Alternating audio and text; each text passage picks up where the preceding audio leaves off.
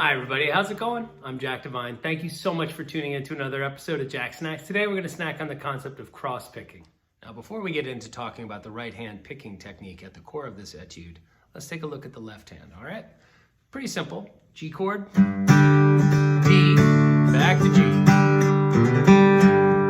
G, C, back to G, G, G7,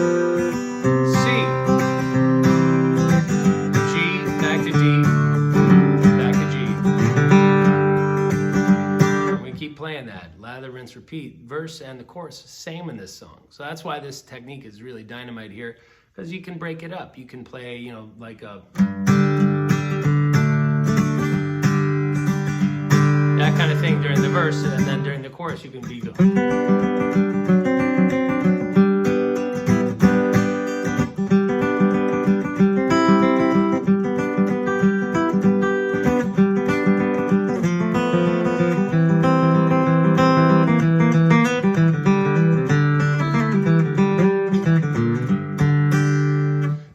those kinds of techniques, you know, with the right hand and break up and make the chorus a little different than the verse. All right, so let's take a look at the right hand. All right, and I'll break down how to acquire the right hand picking discipline. The first thing you want to do is, I guess, come to grips with the term, the reality that this isn't going to happen in 10 seconds. Okay, this is not an instant gratification kind of lesson. All right, there is some homework here for the guitar player. Now, what is cross-picking? Cross-picking is a technique developed by a guy named George Shuffler to emulate the sound of a banjo, that rolling sound. All right, and it is an amazing sound. He does it with, or did it with, 2 downstrokes and an upstroke, okay, at the core of his technique. Mine is alternate picking. A lot of guys alternate pick it now, though there is a difference between the sound. There's no denying the difference in the swing and where the accents are. The difference, you know, between the 2 techniques, just a different sound.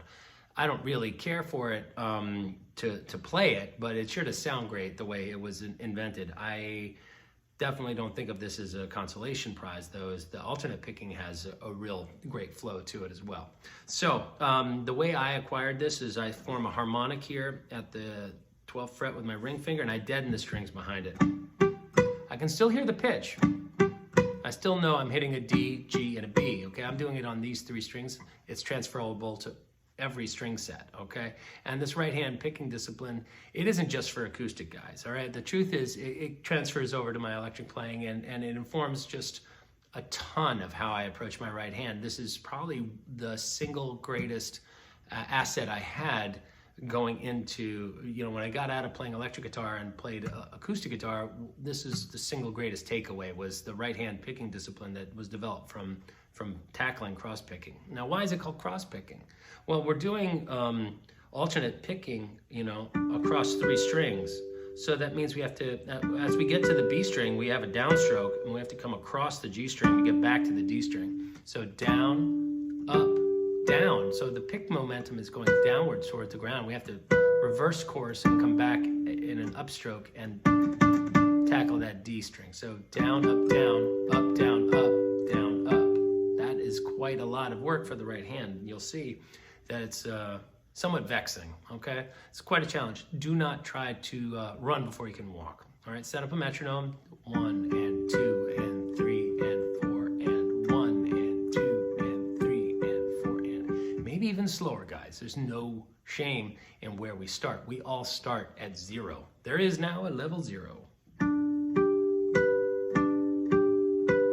right, down, up, down, up, down, up, down, up. We can take this also and invert it. We can play a backward roll. That's starting on the B string, okay? And that's, again, that's a totally necessary technique. You have to onboard both the forward and the backward. Good news is the right hand is the same. It's just the down, up, down, up. You're just going to start down here on the B string and have a different, you know, there's different sets of challenges, okay? We can also take the technique and play it straight like we're doing, or we can swing it.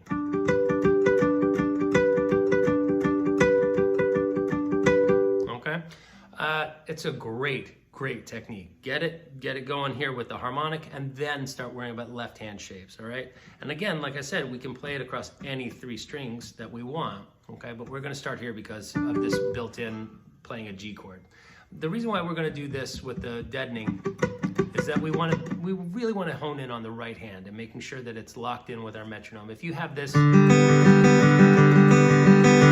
first of all, people are going to start throwing things at you very soon, all right? It's a loud technique to practice like that. If you do this, it's just annoying. If you do this, it's, you know, they're entitled to hurt you, all right? So get that together. Once you get this, that kind of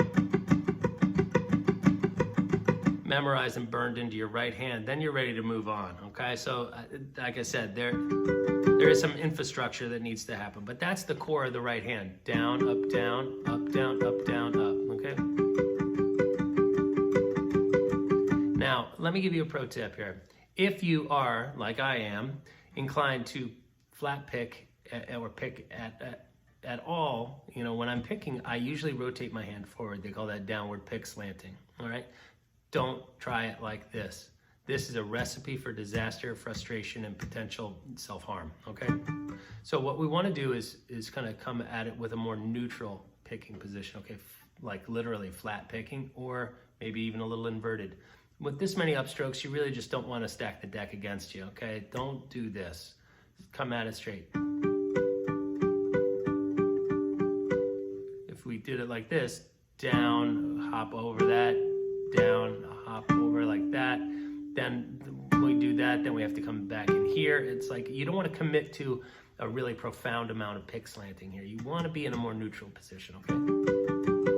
Okay, and this is, like I said, this is it.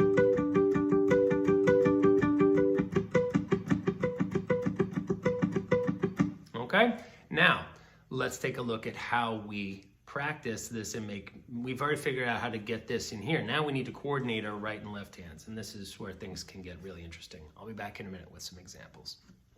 So once you've taken the time to truly commit the picking mechanic into the right hand, okay, it's time for us to graduate and start to focus our efforts on coordinating the right and left hands, okay, because that poses all kinds of difficulties, all right? So we've got to now get our hands to go to different grips while we're in time with this little guy shouldn't be changing at all. So we really have to knuckle down and coordinate, okay?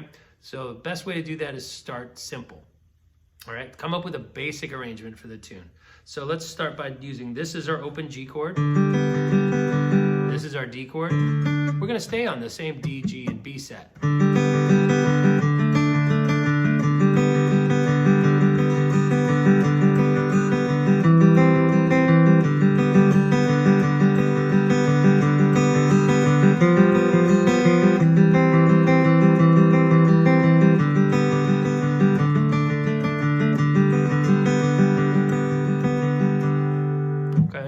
that's D is just, and the C is just like a C chord, but we're leaving out the root. We're just going to start it on its third. Okay, so G from its fifth, D from its root, okay, back to G, G, C from its third, back to G. Now we're going to take the F note, all right, by putting F, G, and B together, we imply. Okay, so we're taking that and making that our G7 chord, and then that beautiful release into the third of our C, back to G, and then up to D again. The right hand doesn't have to do anything different, just focus on coordinating the right and the left hand. That's really the etude that I want you to focus on. Play that for a while. Then you can come up and change, you get to graduate again, you go to new chord shapes. Once you get a little arrangement together, you do that and you incorporate with some of your other flat picking ideas. And the next thing you know, you've got something that isn't totally regimented and, you know, formulaic, right? Right now, we're still looking at an etude. It's something that we study the technique with in a musical capacity. So let's just, again, focus here. This could be a great D chord shape. Right? I use this in mine, where I use that and take advantage of the open string to play the melody. Dark, hollow. All right, that's in mine. I start out, I'd rather, these approach notes chromatically from B, then a G chord, but I put the 5 up top. I'd rather be, that's the melody, right? I'd rather be in some dark hollow, and then I do a little fill. Yeah.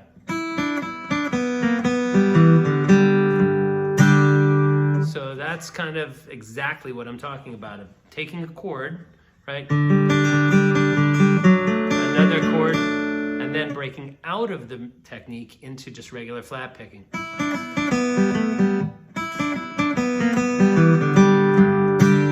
Right? That's a little lick. It sounds really cool because we're rubbing minor and major seconds. And then right, gives that nice kind of twangy sound or so. Chromatic walk up. Right? That's our D, and then that's a G chord. I'd rather be, put the melody note in the top of our cross picking.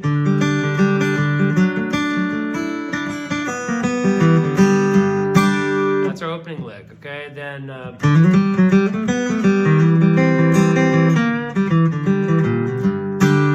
something like that, right? So that's this little hammer on to the open G.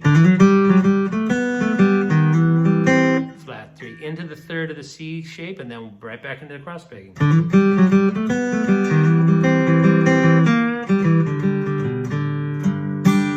Something like that.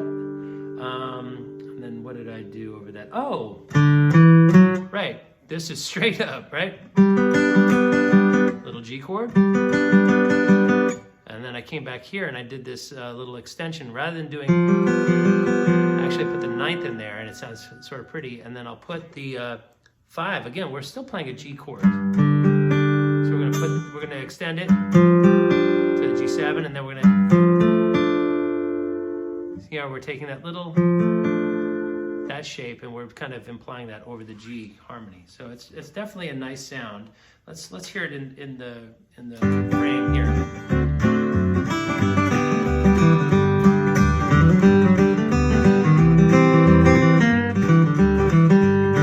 Right here. Right? So right over that. Or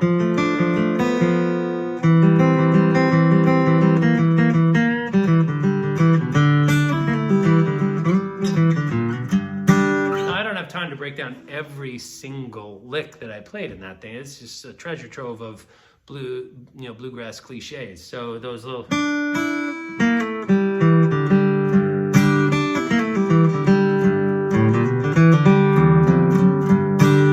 kind of stuff. There's a lot of great stuff that I can teach you.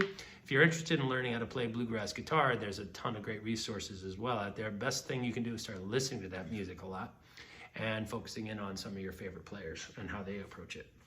So that's a good example of how at an advanced level you can incorporate both runs and the single note stuff and the cross picking all together. So there's some nice things you can do where you play deliberately. This isn't really cross picking, but you can deliberately hit the flat 3 very hard against the tonic chord in this style of music, and it just gives it a nice bluesy twang.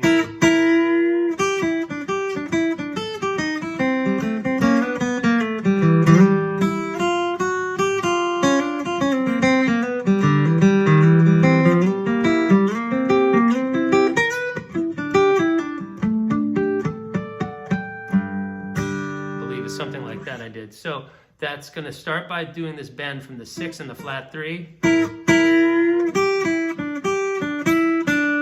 And then we come to the 5th fret high E string over the C chord.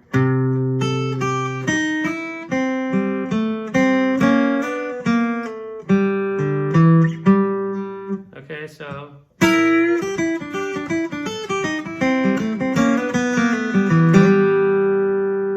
that was going from G, C, G.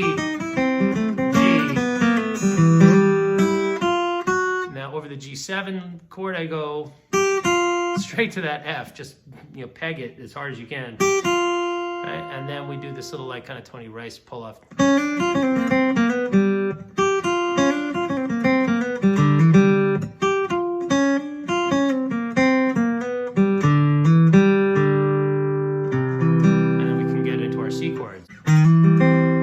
C chord shape,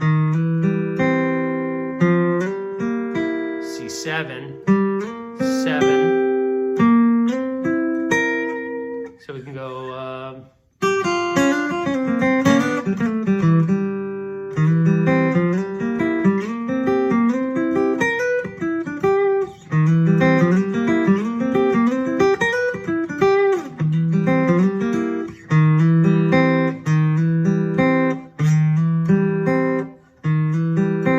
that's what I'm doing. Up, slide, up, down, up, slide, up, down, up, slide, up, down. That's, again, B flat, C, and the 5 of the C chord.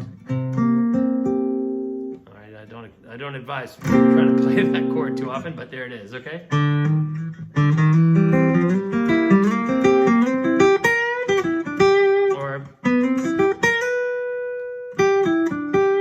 Kind of coming into the 3rd of the G chord, right?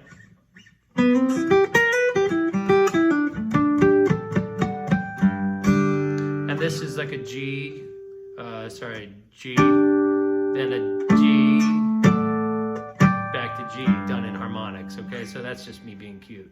All right, let's look at this little chord melody thing that I do at the end to kind of actually play the melody of the tune. Okay, so blow, so that's so blow, so freight train, take me far on down the track. I'm going away, I'm leaving today. I'm going and I ain't coming back. Okay, so we're going to start. This is a nice little trick. Even though we're pedaled over the G chord, we can do this. Like a very quick little pump to a D7 chord. All right, but the way I do it is here.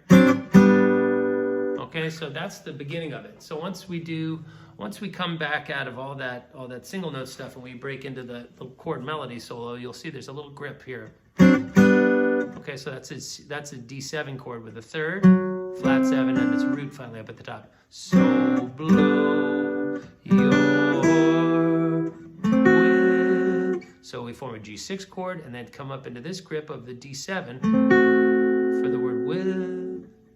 So freight train, so blow your wind. So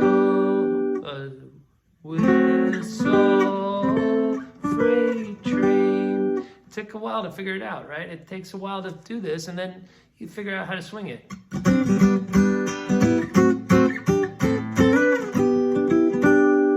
So that's the first one. So blow your whistle, freight train, and then we can go. So that's 5, 6, 5, 1.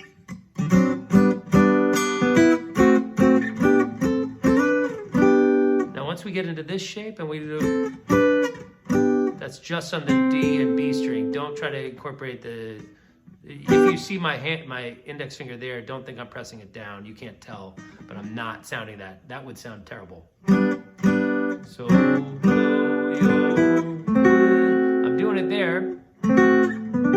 It there, but once I get to this, I'm not going, that's no good, okay? Okay? Take me far. Again, those are just 2 notes. Those are dyads. Double stops. Up into a little C chord.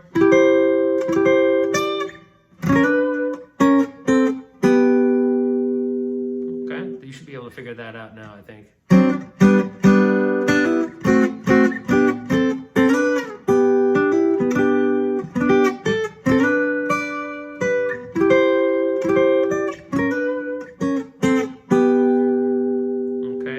I know when I slid up into this, I came up and grabbed that high D at the 10th fret on the high E string.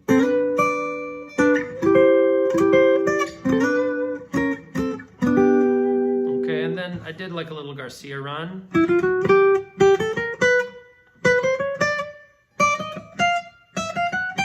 Okay, so chromatically from E up to G. Okay. Then we're going to go from G up to B, but the best way to do it is that's down, down, up, down. If you want to alternate pick it, it's probably easier to go all on the B string. So we see how we're skipping the flat 2. So chromatically from E to G, semi-chromatically here. Okay, all we're doing is taking the G and connecting the 2 to the 3 vis-a-vis this B flat, or via this B flat. Okay, then we come up to the 3rd and go chromatically from 3 to 5, and then from 5 up to flat 7, and then from, again, octave of our original idea from E to G. So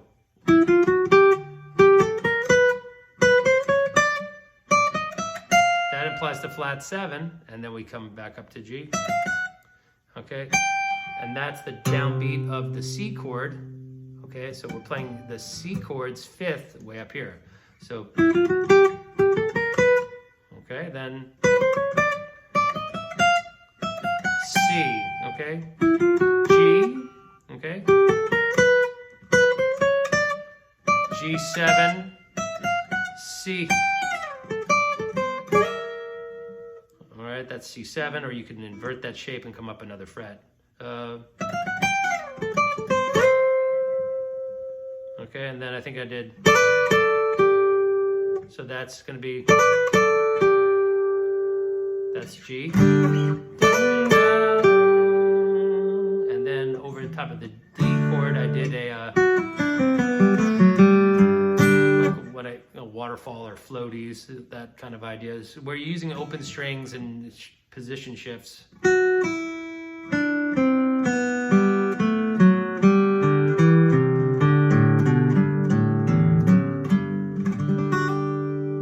To create that kind of floating sound, okay? So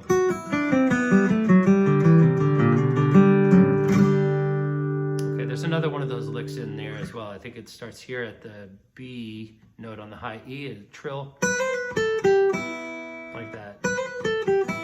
Okay, so we've gone kind of, we're trying to hear that note, but rather than playing it here or here fretted, we're gonna hit it open and jump to another location on the neck.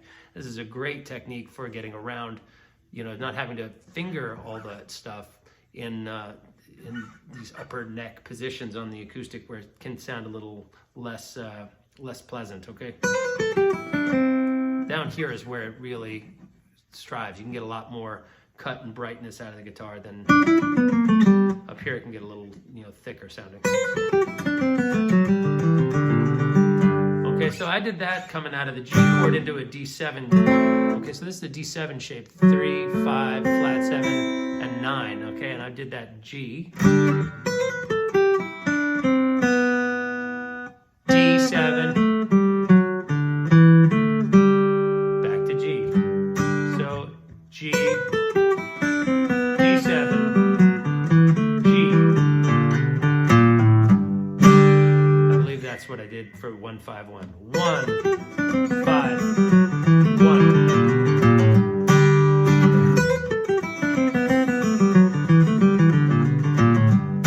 The ending part is, you know, where there's that rubato part where it slows down is fun. It comes out of using that cross-picking etude that we talked about here, where we're going to G chord shape to a G7 chord shape. So that's the flat 7, the 5, and the 3rd. Again, we're on our favorite 3-string set.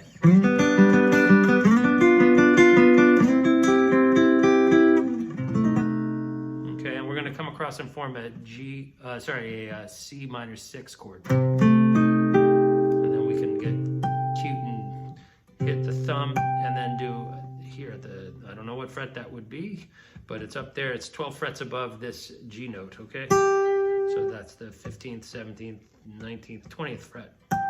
Okay, so that's all in is down, up, down, up, down, up, down, up. Same, same.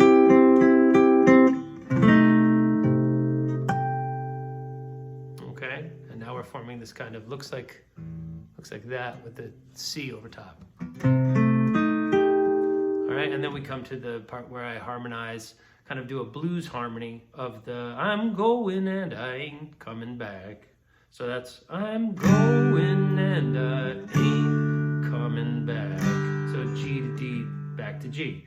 So super inside, you know, harmony, diatonic would be, but if you want to, you can always take that note, if you're headed to this note, and approach it from a half step below. And it gives it that kind of twangy sound, okay? And especially when we do the harmony, it gives it that ragtime approaching from a semitone below, okay?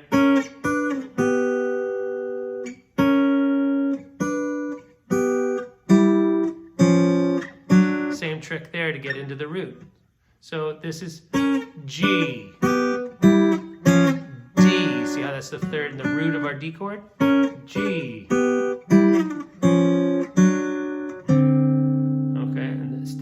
That's the D7, flat 7 and root.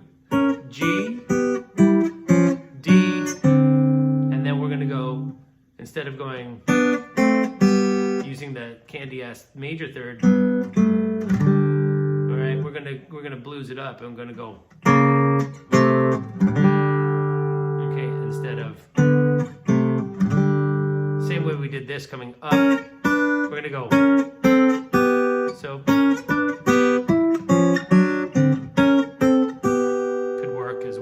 but we're going to take this down an octave and then the same. Okay, so all in we would go.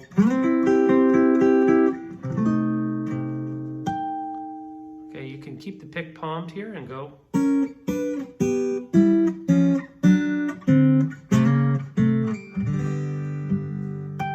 If you want, or you can get back into pick pluck position, okay? So that would be.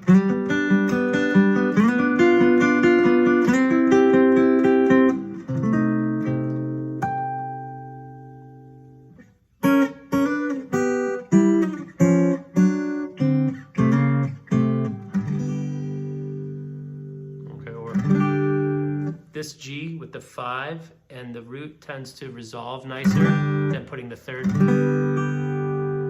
mean, that sounds nice now, but oftentimes it doesn't sound so sweet, okay?